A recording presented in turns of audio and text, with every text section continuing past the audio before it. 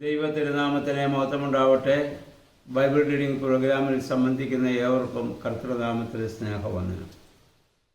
പുറപ്പാട് പുസ്തകം 8-ാം അധ്യായമാണ് നമ്മളിന്ന് വായിക്കുന്നത്. 7-ാം അധ്യായത്തിൽ മോശയും അഹറോനും ഫറവോൻ്റെ സന്നിധിയിൽ ചെല്ലുകയും ജനത്തെ വിട്ടയക്കുവാൻ ആവശ്യപ്പെടുകയും വിട്ടയക്കാതെ വന്നപ്പോൾ വടി നിലത്തിട്ട് പാമ്പാക്കി മാറ്റി അത്ഭുതങ്ങളെ കാണിക്കുകയും ഫറവോൻ്റെ മന്ത്രവാദികളും അപ്രകാരം ചെയ്യുകയും ചെയ്തു. അതിനുശേഷം വെള്ളത്തെ രക്തമാക്കി മാറ്റി അവരും അപ്രകാരം ചെയ്തു. വീണ്ടും ഫറവോൻ തൻ്റെ ഹൃദയം കഠിനമാക്കുകയാണ്. അപ്പോൾ വീണ്ടും യഹോവയുടെ കൽപ്പനപ്രകാരം മോശയും അഹറോനും ഫറവോൻ്റെ അടുത്ത് ചെല്ലുകയും ജനത്തെ ആരാധിക്കാൻ വിടണമെന്ന് പറഞ്ഞിട്ട് ഫറവോൻ അനുവദിക്കാതെ വരുമ്പോൾ മറ്റൊരു ബാധ അവിടെ ഇറക്കുകയാണ് തവളകൾ. ആ തവളകൾ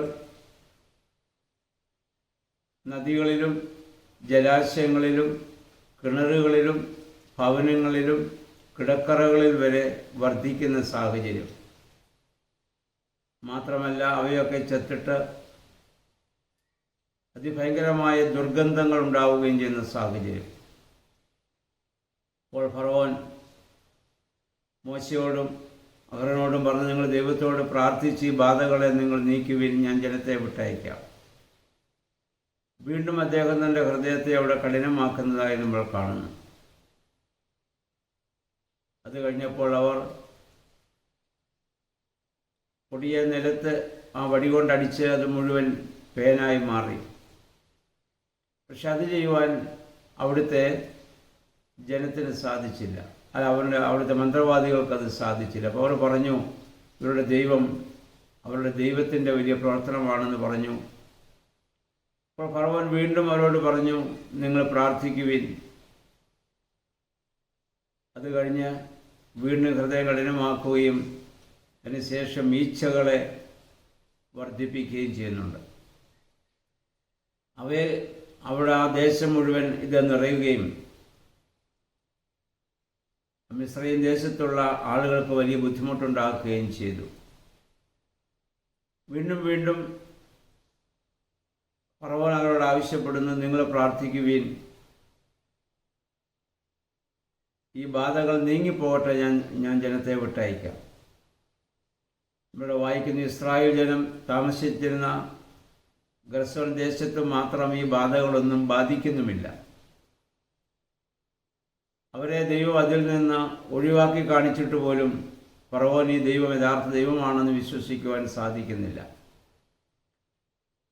ഈ ഫറവോൻ വീണ്ടും ഹൃദയം കഠിനമാക്കുമ്പോൾ നമ്മൾ പലപ്പോഴും ചിന്തിച്ചിട്ടുണ്ട്, ഇതെന്തൊരു കഠിനനായ മനുഷ്യൻ.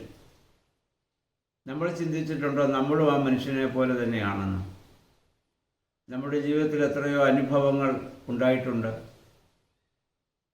ഓരോ വേദനാജനകമായ അനുഭവങ്ങളും പ്രതിസന്ധികളും വരുമ്പോഴും നമ്മൾ നല്ല തീരുമാനങ്ങൾ എടുത്തിട്ടുണ്ട്. ഞാൻ ഇനി പഴയ പോലെ ആയിരിക്കുകയില്ല, ഞാൻ ഇനി ആ പാപപ്രവർത്തികൾ ഇനി ചെയ്യുകയില്ല എന്ന് തീരുമാനിച്ച് നമ്മൾ തന്നെ എത്രയോ പ്രാവശ്യം അത് വീണ്ടും ആവർത്തിച്ചിട്ടുണ്ട്. അപ്പം നമ്മളും ഫറവോനുമായിട്ട് എന്താണ് വ്യത്യാസം? ഒന്നുമല്ലെങ്കിൽ ഫറവോൻ യഥാർത്ഥ ദൈവത്തെക്കുറിച്ച് അവന് നല്ല ബോധ്യമില്ല. നമുക്ക് നല്ല ബോധ്യമുള്ളവരാണ്. ക്രൈസ്തവ മാതാപിതാക്കളിൽ നിന്ന് നമ്മൾ ജനിച്ച് ക്രൈസ്തവ വിശ്വാസത്തിൽ നമ്മൾ ജീവിച്ച് വളരുന്നവരാണ്. ജനിച്ചപ്പോൾ മുതൽ ദൈവത്തെയും ദൈവികമായ പ്രവർത്തനങ്ങളെയും ദൈവവചനത്തെയും വായിക്കുകയും ധ്യാനിക്കുകയും ചെയ്യുന്നവരാണ്.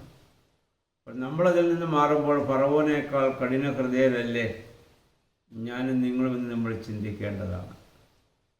വീണ്ടും വീണ്ടും ദൈവം നമുക്ക് അവസരം തരുന്നത് നമ്മൾ മനസ്സാന്തരപ്പെടുന്നതിന് വേണ്ടിയിട്ടാണ്.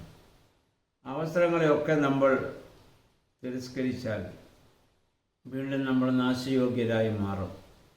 അതിനിടയാവാതിരിക്കണം. അതോടെ വേദപുസ്തകം വായിക്കുവാനും ധ്യാനിക്കുവാനും ഇതിൽ നിന്ന് ലഭിക്കുന്ന ദൂതനുസരിച്ച് ജീവിതത്തെ ക്രമപ്പെടുത്തുവാനും നമുക്കിടയാകണം.